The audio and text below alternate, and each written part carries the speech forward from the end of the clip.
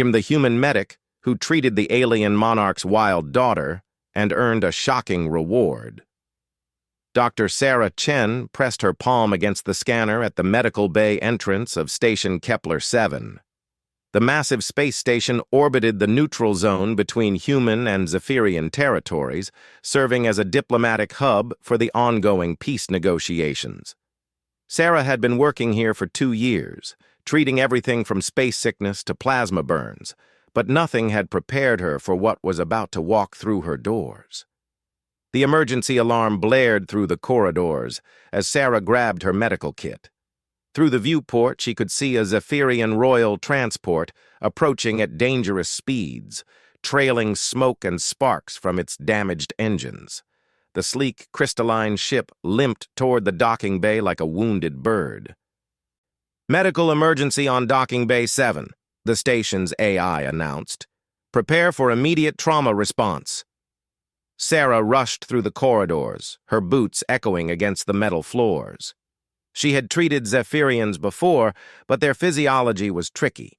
Their bodies were similar to humans in many ways, but their blood was copper-based instead of iron-based, giving it a distinctive blue color. Their bones were hollow like birds, making them incredibly fragile despite their impressive height. When she reached the docking bay, the royal transport had already landed. Steam hissed from its damaged hull as the airlock cycled open. 2 Zephyrian guards in ornate armor emerged first, their tall, slender forms moving with practiced precision. Their skin had the characteristic pale blue tint of their species, and their large, dark eyes scanned the area for threats. Behind them came a figure that made Sarah's breath catch in her throat. The young Zephyrian woman was clearly of royal blood, evident from the intricate patterns tattooed across her exposed arms and the precious metals woven into her long silver hair. But what struck Sarah most was the woman's condition. She was covered in burns, her left arm hanging at an unnatural angle, and blue blood seeped through makeshift bandages on her torso. "Human medic," one of the guards called out in accented standard. "You will treat the Princess Lyrelay immediately. She was injured in a training accident on our homeworld." Sarah stepped forward, her medical training overriding any nervousness about treating alien royalty. "I'm Dr. Chen. Let me examine her injuries." The princess looked up at Sarah with eyes that seemed to hold the depth of space itself. Despite her obvious pain, there was a fierce intelligence burning in those dark depths. When she spoke, her voice was melodic but strained. "I do not need your human medicine," Princess Lyrelay said through gritted teeth. "This is nothing more than a scratch." Sarah raised an eyebrow. The princess had third-degree burns across 30% of her body, a clearly broken arm, and was showing signs of severe blood loss. If this was a scratch, Sarah didn't want to see what the princess considered a serious injury. "With respect, Your Highness, you need immediate medical attention. Those burns are infected, and you're losing too much blood." One of the guards stepped forward menacingly. "The princess has refused treatment. You will respect her wishes." Sarah looked between the stubborn princess and the intimidating guard. In her 2 years on the station, she had learned that Zephyrians valued strength and independence above all else. Showing weakness, even when injured, was considered shameful in their culture. But Sarah also knew that without treatment, the princess would likely die within hours. "I understand your customs," Sarah said carefully, "but I've taken an oath to preserve life. I can't just watch someone die when I have the ability to help them." The princess studied Sarah for a long moment, her expression unreadable. "You would defy a royal command?" "I would honor my duty as a physician." Something shifted in the princess's eyes, a flicker of what might have been respect. "Very well, human. But I will not be carried to your medical bay like some helpless infant. I walk on my own feet." Sarah nodded, though she noticed how the princess swayed slightly as she stood. "Of course. But please let me at least provide some support." The journey to the medical bay was tense. Princess Lyrelei walked with determined steps, but Sarah could see the effort it took. The guards flanked them, their hands never far from their weapons. Other station personnel stopped to stare at the unusual procession, whispers following in their wake. Once in the medical bay, Sarah immediately went to work. She had treated Zephyrians before, but never one so severely injured. The princess's burns were worse than they had appeared in the docking bay, and the broken bones in her arm had caused internal bleeding. "I need to sedate you for the surgery," Sarah explained as she prepared her equipment. "Absolutely not," the princess replied firmly. "I will remain conscious throughout the procedure." Sarah paused. "Your Highness, the pain will be excruciating. Even with local anesthetics, setting those bones and treating the burns will be agony.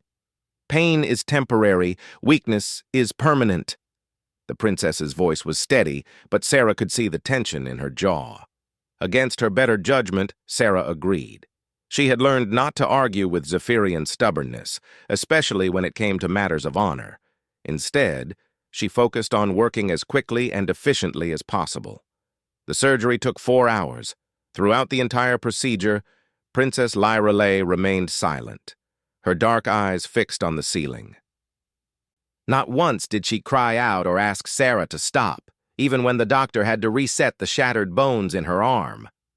The only signs of her pain were the way her uninjured hand gripped the edge of the medical table and the slight tremor that occasionally ran through her body. Sarah found herself developing a grudging respect for the alien princess.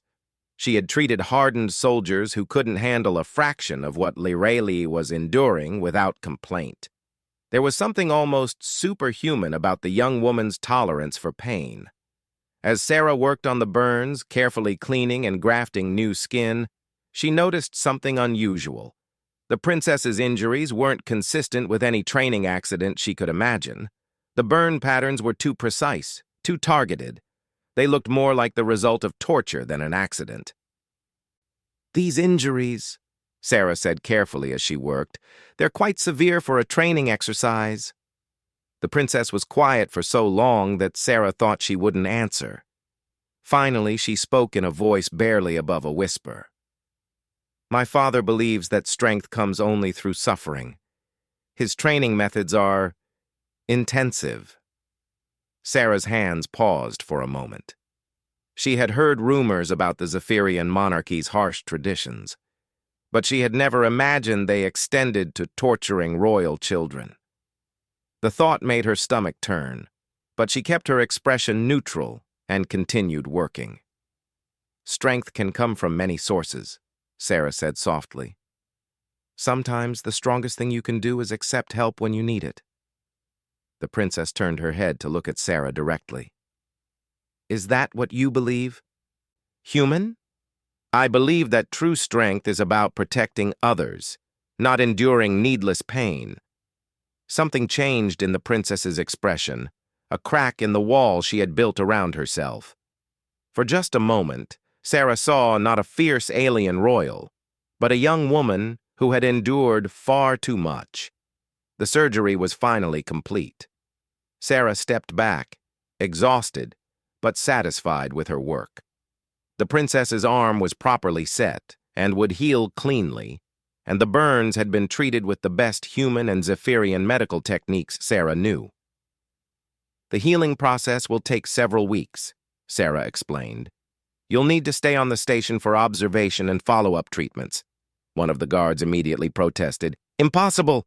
The princess must return to Zephyria immediately. Her father expects her back within the day." Sarah shook her head firmly.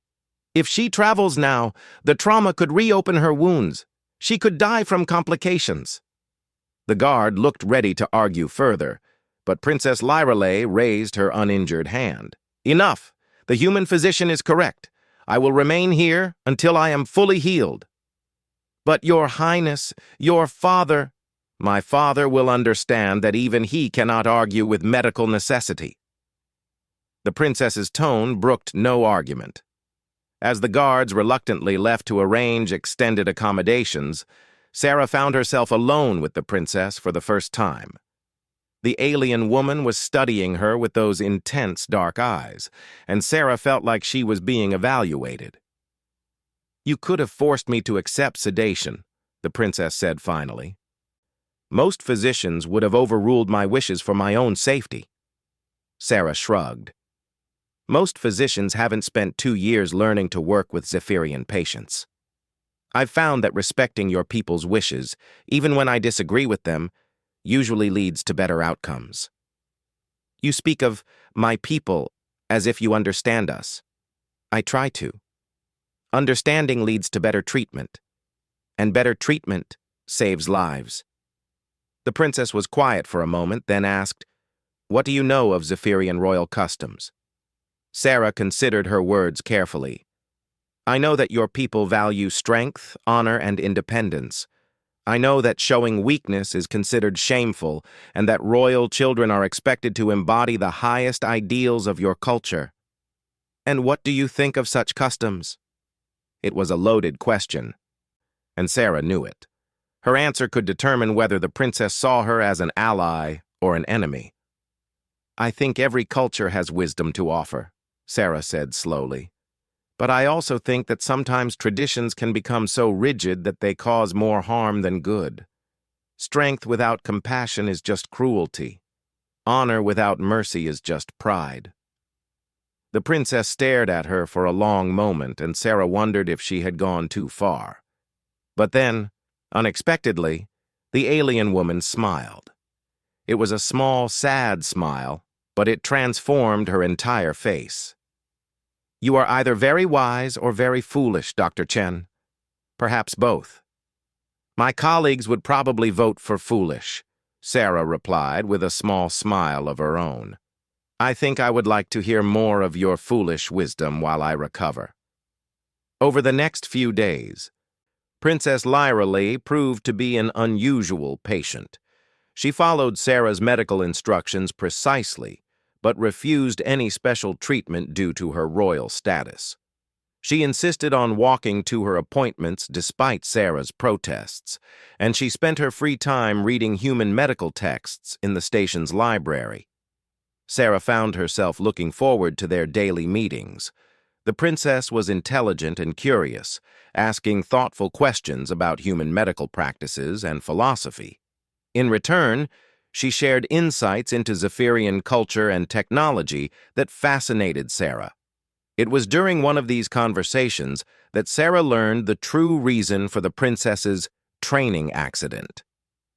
"My father has been negotiating a political marriage for me," Lyra said as Sarah changed her bandages. "The prospective groom wanted to ensure I was suitable for his needs. The training session was designed to test my endurance and obedience." Sarah's hands stilled. "You mean he deliberately had you tortured to prove you could handle abuse?" "It is not uncommon in royal marriages. A princess must prove she can endure hardship without complaint." "That's not marriage," Sarah said, her voice tight with controlled anger. "That's slavery with a crown." The princess looked startled by Sarah's vehement response. "You disapprove?" "I disapprove of anyone who thinks love should come with a requirement to endure torture. Marriage should be a partnership between equals, not a test of how much pain one person can inflict on another." "Such idealistic thinking," the princess murmured, but there was longing in her voice. "Human marriages are based on this partnership you speak of? The good ones are. People choose their partners based on love, respect, and compatibility. No one should have to prove their worth by suffering." The conversation continued late into the station's artificial night cycle, with the princess asking endless questions about human relationships and customs. Sarah found herself sharing more than she had intended, talking about her own views on love, commitment, and the importance of choosing one's own path in life. As the days passed, Sarah began to see changes in the princess beyond just her physical healing. The rigid posture and guarded expressions began to soften. She laughed more, asked more personal questions, and seemed genuinely interested in Sarah's life and experiences. It was during the second week of treatment that everything changed.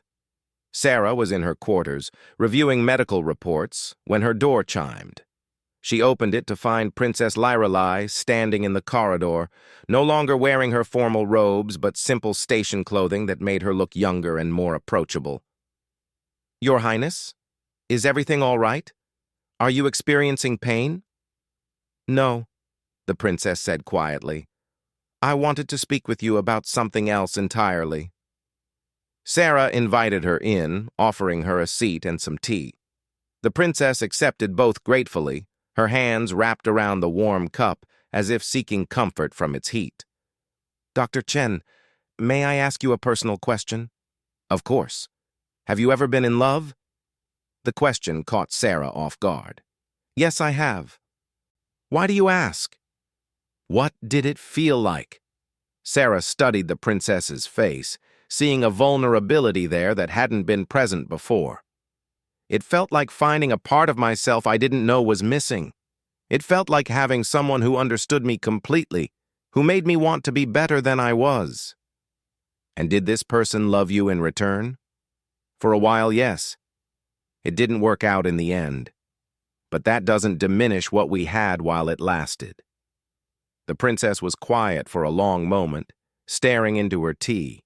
When she looked up again, her dark eyes were bright with unshed tears. "I think I am beginning to understand what you mean," she said softly.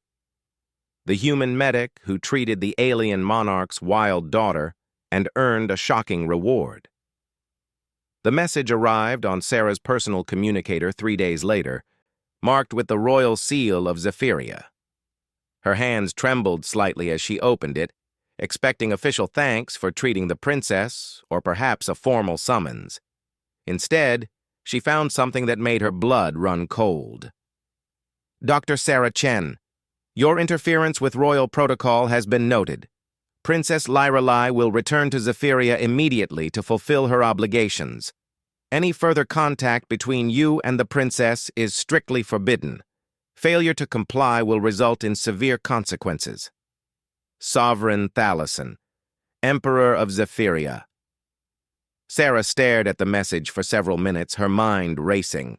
She knew the princess wasn't fully healed yet. More importantly, she knew Lyrelei didn't want to return to a life of arranged marriage and systematic abuse disguised as tradition. A soft knock at her door interrupted her thoughts. She opened it to find Princess Lyrelei standing there, but she looked different. The alien woman's face was pale, and her hands shook slightly as she held a similar message. "You received one as well?" the princess said. It wasn't a question. "Yes. Come in, quickly." Once inside, with the door locked, Lyrelei collapsed into a chair. The strength and composure she had maintained for weeks finally cracked. "He knows," she whispered. "My father knows I've been questioning our ways. The guards must have reported our conversations." Sarah knelt beside the chair, her medical instincts kicking in. "You're in shock. Let me get you something to drink." "You don't understand," Lyrelei said, grabbing Sarah's wrist with surprising strength.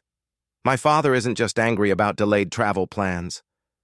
He's furious because I've been corrupted by human ideals. He sees our friendship as a threat to everything he believes about Zephyrian superiority." "What will happen when you return?" Lyrelei's laugh was bitter. "Best case scenario? I'll be married off immediately to someone even worse than my original intended, to prove that human influence hasn't weakened my resolve. Worst case? I'll face the traditional punishment for bringing dishonor to the royal family." "Which is?" "Public trial by ordeal. If I survive, I'm considered cleansed. If I don't..." She didn't need to finish the sentence. Sarah felt anger building in her chest. She had seen enough of Zephyrian training to know what their idea of trial by ordeal would involve. "There has to be another option." "There is." Lyrelei looked up at Sarah with desperate eyes. "I could request asylum. Political refugees are protected under galactic law, even royal ones. But But it would mean never seeing my home world again. It would mean abandoning my people who might benefit from the changes I could make if I took the throne someday. And it would mean living in exile, probably alone for the rest of my life. Sarah stood and began pacing, her mind working through the implications. Not necessarily alone. Lyra looked up sharply. What do you mean? I mean that asylum seekers are often sponsored by galactic citizens, someone who vouches for them and helps them integrate into society. You would do that? For me? The question hung in the air between them. Sarah knew that agreeing would change her life fundamentally. She would be taking responsibility for an alien princess fleeing her own people. Her career, her safety, possibly even her life could be at risk. But as she looked at Lyra's hopeful, terrified face, she realized there was really no choice at all. Yes, I would. Tears spilled down the princess's pale cheeks. Why? You barely know me. I'm not even human.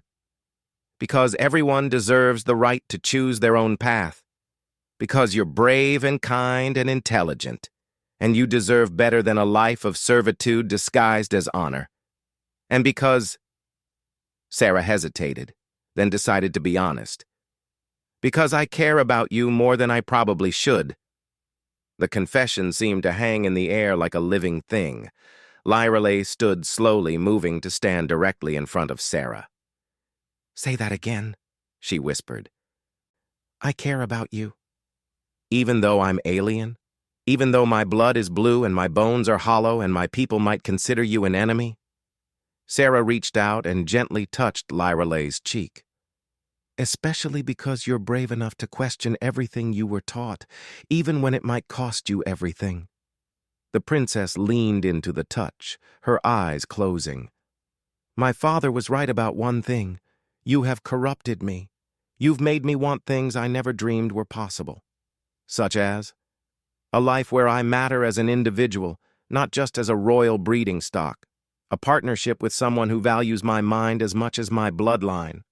The chance to help my people by showing them a better way rather than perpetuating old cruelties.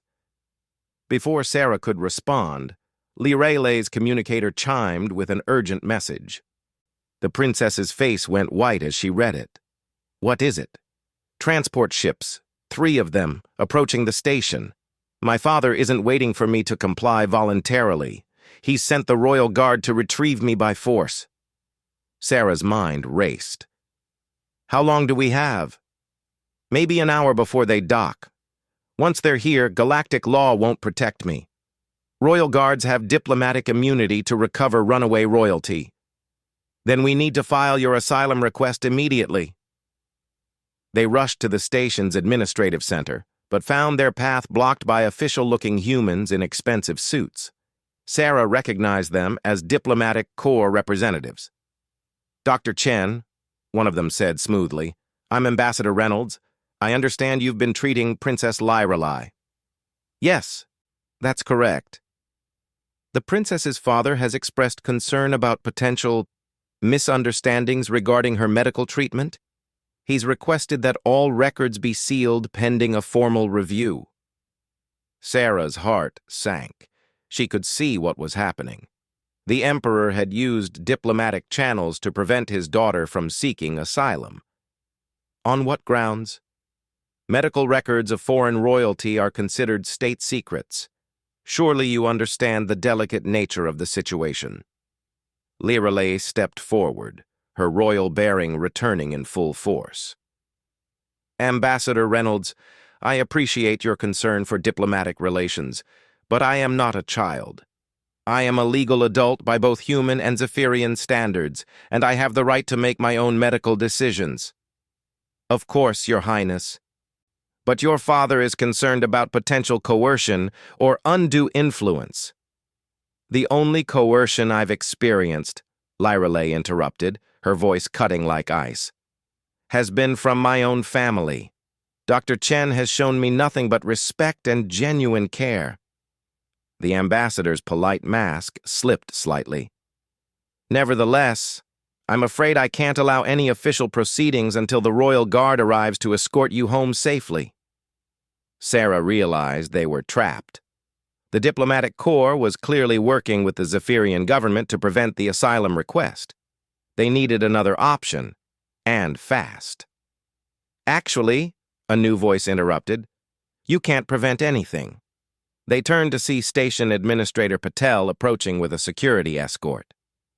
The elderly woman had run Kepler 7 for over a decade and was famous for her no-nonsense attitude toward political interference.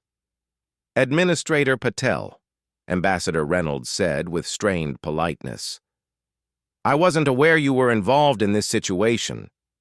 I become involved whenever someone tries to abuse diplomatic immunity on my station, Patel replied crisply. Princess Lyralai is currently a patient in our medical facility. Any attempt to remove her against her will or her doctor's orders constitutes kidnapping under galactic law. But the Royal Guard has legal authority. The Royal Guard has authority over Zephyrian citizens in Zephyrian space. This is neutral territory. Here, my word is law. Lyralai stepped forward. Administrator Patel, I formally request political asylum under Article 23 of the Galactic Rights Convention. Patel nodded. Request noted and logged. Dr. Chen, do you officially sponsor this asylum application? I do. Then it's done. The application is filed and active. Princess Lyralai is now under station protection pending review by the Galactic Tribunal. Ambassador Reynolds looked furious. This is highly irregular. The diplomatic implications are above my pay grade, Patel finished. Take it up with the tribunal. Until then, the princess stays here. As the ambassador stormed off with his entourage, Sarah felt a moment of relief, but she knew the real challenge was just beginning. Thank you, Lyralai said to Administrator Patel. I know this creates complications for your station. Honey, Patel replied with a slight smile, I've been dealing with diplomatic complications since before you were born. Besides, Dr. Chen here has been one of my best staff members. If she says you're worth protecting, that's good enough for me. Over the following days, the station became a hive of political activity. Diplomats from dozens of worlds arrived to weigh in on the asylum case. The Zephyrian government sent increasingly hostile messages, while various human rights organizations offered their support. Through it all, Sarah and Lyralai found themselves growing closer. They spent hours walking through the station's gardens, talking about their dreams for the future. Sarah learned about Lyralai's passion for medical research and her innovative ideas for combining human and Zephyrian healing techniques. Lyralai discovered Sarah's love of xenobiology and her hopes to eventually establish a multi-species medical research center. It was during one of these conversations that Lyralai made a confession that changed everything. Sarah, there's something I need to tell you about Zephyrian biology that might affect your decision to sponsor my asylum. Sarah looked concerned. Are you having medical complications? No, nothing like that. It's about our reproductive cycles. Sarah felt her cheeks warm. Oh, I see. When Zephyrians form emotional bonds with someone, our bodies undergo changes. It's an evolutionary adaptation that ensures long-term pair bonding. Once the process begins, it's irreversible. What kind of changes? Lyralai looked nervous. Our biochemistry aligns with our chosen partner. We become emotionally and physically dependent on their presence. It's beautiful in the right circumstances, but it can also be seen as a weakness. Sarah was quiet for a moment, processing the implications. Are you saying that your feelings for me are causing biological changes? I'm saying that my feelings for you have already caused biological changes. I can't survive long-term separation from you anymore. If your asylum sponsorship is just about political protection. It's not, Sarah said quickly. My feelings for you aren't political, Lyralai. They're personal, very personal. Even knowing that I'm now biologically dependent on you? Sarah took the princess's hand. "Do you remember when you asked me what love felt like?"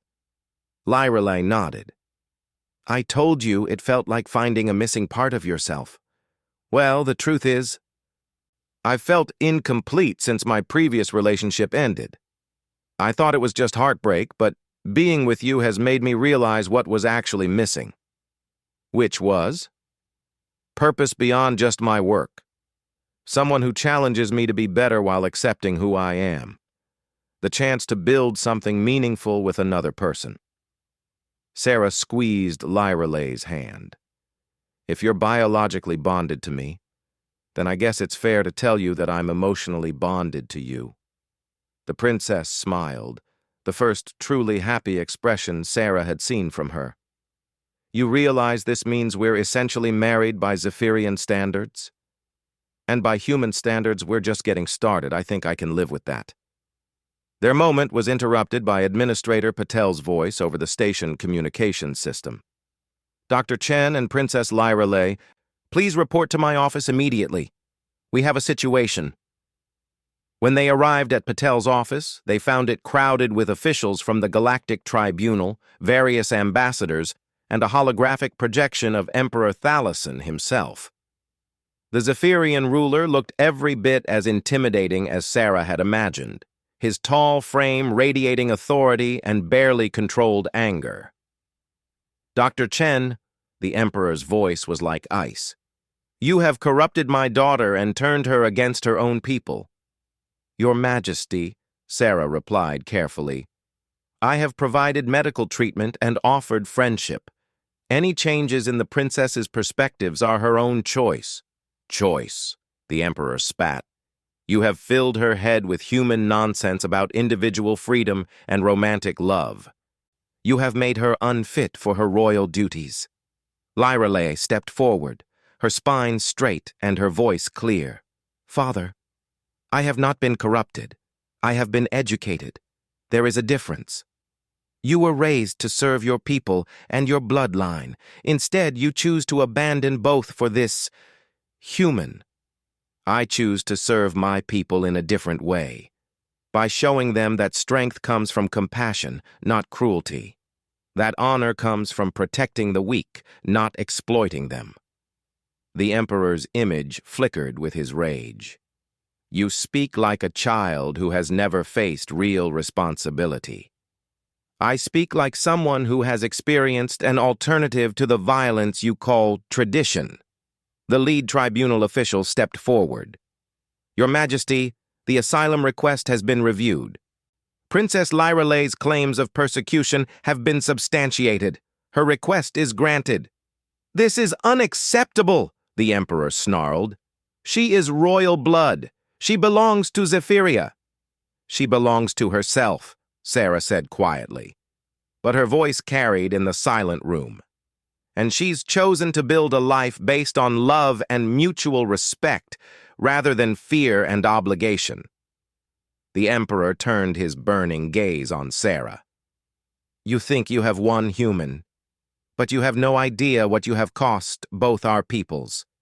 My daughter was to be a bridge between our worlds through marriage. Now there can be no alliance." "Father," Lyrelay said sadly, "there could still be an alliance, but it would have to be built on genuine friendship and shared values, not on my suffering." "Shared values," the Emperor laughed bitterly. "What values could we possibly share with humans?" "The value of choosing love over fear," Sarah said. "The value of growing stronger together instead of trying to prove strength through domination." For a moment, something flickered in the Emperor's eyes that might have been uncertainty. But then his expression hardened again. "You will regret this decision, daughter. Both of you will." The hologram cut out, leaving an uncomfortable silence in its wake. The tribunal official cleared his throat. "Princess Lyrelay, your asylum has been granted. Dr. Chen, your sponsorship has been approved. You are now legally responsible for Princess Lyrelay's integration into galactic society." As the officials filed out, Sarah and Lyra Lai found themselves alone with Administrator Patel. "Well," Patel said with a slight smile, "that was dramatic. What are your plans now?" Sarah looked at Lyra Lai, who smiled back. "We're going to prove that the Emperor was wrong about shared values between humans and Zephyrians. We're going to build something better." The human medic who treated the alien monarch's wild daughter and earned a shocking reward. 5 years later, Sarah stood on the observation deck of the research vessel Harmony, watching the blue-green world of New Geneva rotate slowly below them. The planet had become a symbol of hope throughout the galaxy, a place where humans and Zephyrians worked together as equals, sharing knowledge and building a better future. Beside her, Lyra Lai was reviewing the latest reports from their medical research teams. The former princess had thrown herself into their work with passionate dedication, and her innovative approaches to combining human and Zephyrian healing techniques had revolutionized medicine across multiple star systems. "The breakthrough with the neural regeneration therapy is even better than we hoped," Lyra Lai said, her voice filled with excitement. "We're seeing complete recovery in patients who would have been considered hopeless just a year ago." Sarah smiled, watching her partner's enthusiasm. Lyra Lai had changed dramatically over the years. Gone was the rigid, guarded young woman who had first stumbled into Sarah's medical bay. In her place was a confident, brilliant researcher who had found her true calling in healing others. "Dr. Chen?" A young voice interrupted their moment. Sarah turned to see Ensign Martinez, one of their newest team members. "There's an incoming transmission for you. Priority channel." Sarah frowned. Priority channels were reserved for emergencies or official government business. "Put it through to my office." In the privacy of her office, Sarah was surprised to see the face of Ambassador Torres, the human representative to the Galactic Council. The woman looked tired and stressed. "Dr. Chen, I have an unusual request. There's been a development in Zephyrian politics that requires your immediate attention." "What kind of development?" "Emperor Thalassin is dying. He's requested a meeting with you and his daughter." Sarah felt the blood drain from her face. "Is this some kind of trap?" "I don't think so. According to our intelligence, the Emperor has been ill for months. He's refused all treatment and appears to be trying to settle his affairs before he dies." Sarah's mind raced. In 5 years, there had been no contact with the Zephyrian royal family. They had been declared dead to their people, their names erased from official records. Why would the Emperor want to see them now? "Where is this meeting supposed to take place?" "Neutral space, just like before. The same station where you first treated the princess." "And you think this is legitimate?" "Dr. Chen, I think a dying man wants to see his daughter one last time. The question is whether you and Princess Lyra Lai are willing to take the risk." After Torres ended the transmission, Sarah sat in her office for a long time, thinking. When she finally returned to the observation deck, she found Lyra Lai still absorbed in her research. Sarah's approach must have shown on her face because Lyra Lai immediately looked concerned. "What's wrong?" Sarah told her about the transmission, watching as a complex mix of emotions crossed Lyra Lai's features. Pain, hope, fear, and longing all flickered in her dark eyes. "He's dying," Lyra Lai whispered. "The question is, do you want to see him?" Lyra Lai was quiet for several minutes, staring out at the planet below. "I've spent 5 years building a new life, proving that I could be more than just a royal broodmare. Part of me wants him to see what I've accomplished." "And the other part?" "The other part is terrified that seeing him will undo all the healing I've done, that he'll still be able to make me feel small and worthless with just a look." Sarah took her partner's hand. "You're not the same person you were 5 years ago. You're stronger now, more sure of yourself. And you won't be facing him alone. You'll come with me?" "Of course. We're in this together, remember?" 3 days later, They stood once again in the docking bay of Station Kepler 7. Sarah felt a strange sense of déjà vu as they waited for the Zephyrian transport to arrive. But this time, Lyrelai wasn't injured and desperate. She stood tall and confident, wearing the uniform of their research organization with pride. The transport that docked was much smaller and less ornate than the royal ship that had brought Lyrelai here years before. Only 2 guards emerged, followed by a figure that Sarah barely recognized. Emperor Thalasson had aged dramatically. His once imposing frame was now frail and stooped, and his pale blue skin had taken on a grayish tinge that suggested serious illness. But his dark eyes were still sharp and intelligent as they fixed on his daughter. For a long moment, father and daughter simply stared at each other across the docking bay. Then, to Sarah's surprise, the Emperor slowly bowed his head. "My daughter, you look well." Lyrelai's voice was carefully controlled. "Father, I was told you were ill. Dying, actually. The physicians give me perhaps a few weeks." He straightened with obvious effort. "I wanted to see you before the end." They moved to a private meeting room, the same one where Sarah had first explained her asylum sponsorship to the diplomatic corps. The Emperor's guards remained outside at his instruction, leaving the 3 of them alone. "I have spent 5 years thinking about our last conversation," the Emperor began, his voice weaker than Sarah remembered. "About the things you said and the choices you made. Have you come to gloat about the consequences?" Lyrelai asked, though her tone wasn't hostile, merely tired. "No, I have come to apologize." The words hung in the air like a physical presence. Sarah saw Lyrelai's eyes widen in shock. "Father? I was wrong, daughter, about many things, but especially about you." The Emperor looked directly at Sarah. "Dr. Chen, I owe you an apology as well. I accused you of corrupting my daughter, when in truth you helped her become who she was always meant to be." Sarah found her voice. "Your Majesty, I don't understand. For the past 5 years I have watched the reports of your work together, the medical breakthroughs, the humanitarian missions, the bridges you've built between our peoples. My intelligence network is quite thorough." He smiled sadly. "I have seen my daughter accomplish more in 5 years of exile than I accomplished in decades of rule." Lyrelai leaned forward. "What are you saying?"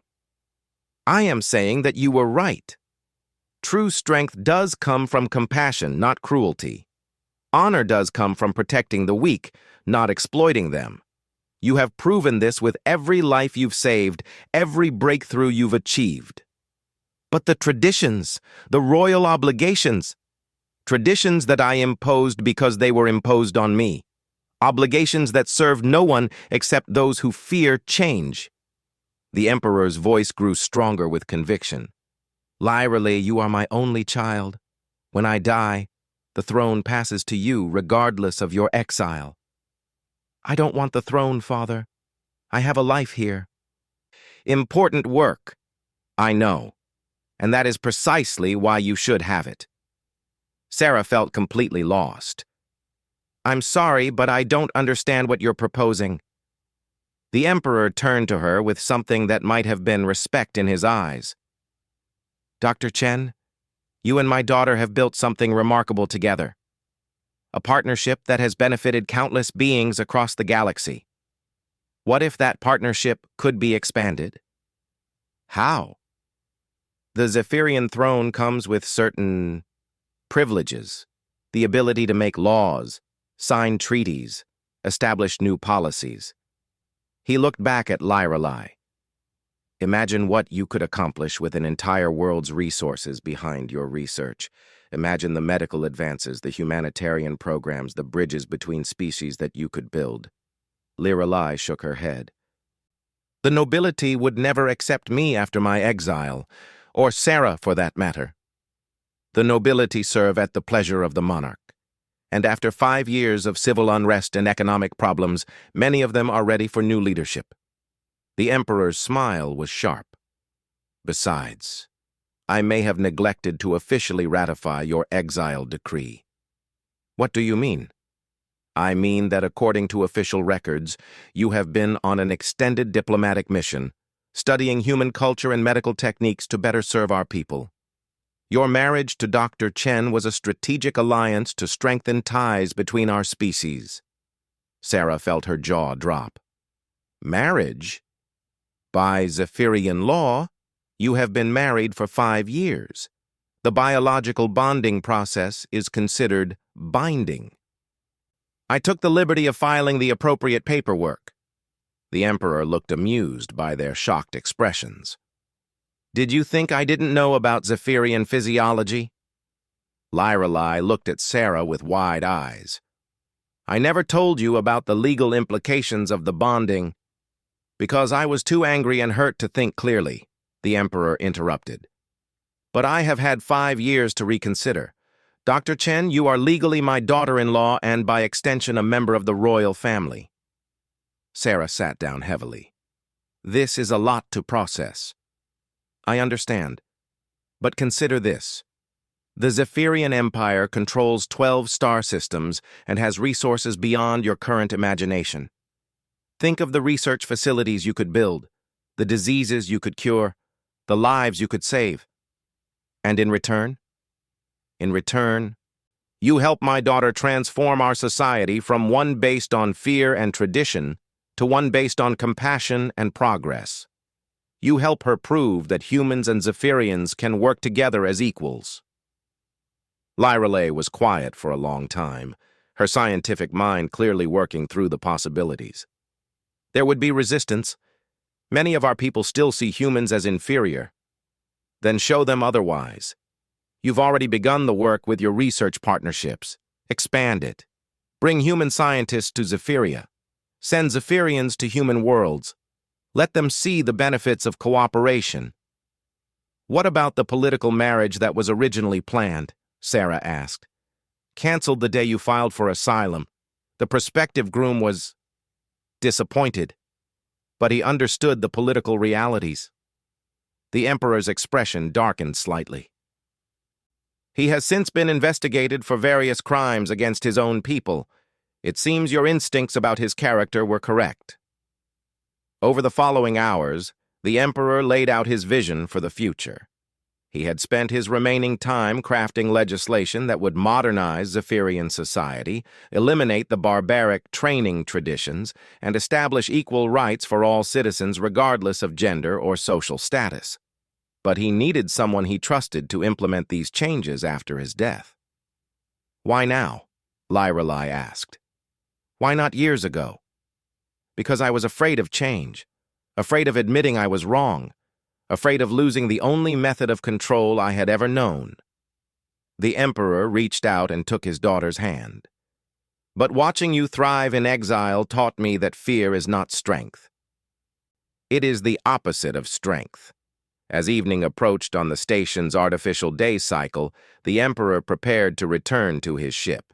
But before leaving, he had one final surprise. Dr. Chen, I have something for you. He handed her a small, crystalline device that pulsed with soft blue light. What is it? The royal seal of the Zephyrian Empire. It grants you full authority to act in the name of the crown. Consider it a wedding gift. Sarah stared at the device in her hands. I can't accept this. I'm not Zephyrian. I don't understand your politics. You understand something far more important. You understand my daughter. You understand how to balance idealism with pragmatism.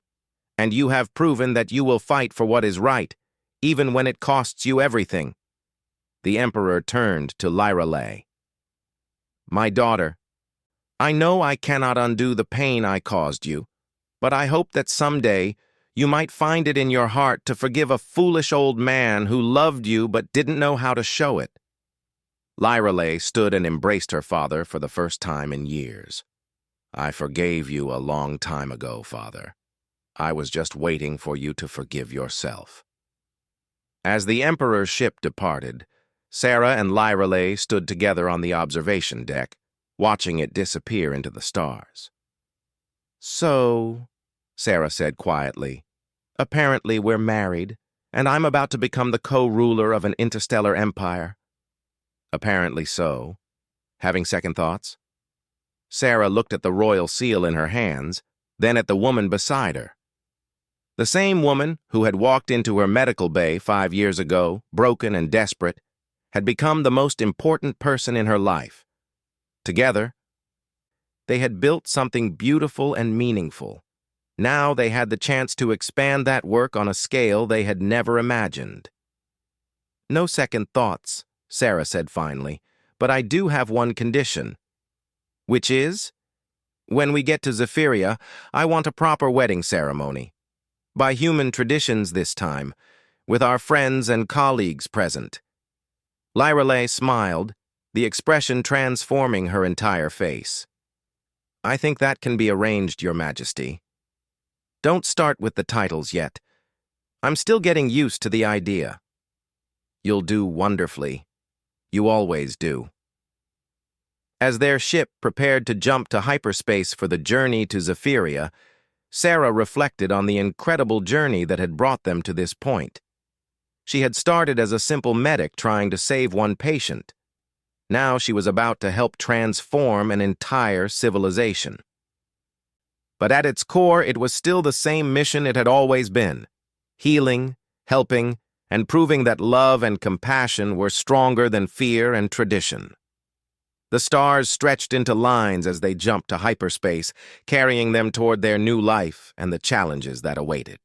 Whatever came next, they would face it together, just as they always had. And perhaps, Sarah thought, that was the most remarkable reward of all, not power or prestige, but the simple, extraordinary gift of finding the right person to share life's adventures with. In the end, the human medic who had treated the alien monarch's wild daughter had indeed earned a shocking reward. Not the crown or the seal or the vast resources of an empire, but something far more precious: a partner who challenged her to be better, a purpose that fulfilled her completely, and the chance to prove that love truly could change the universe. The journey was just beginning.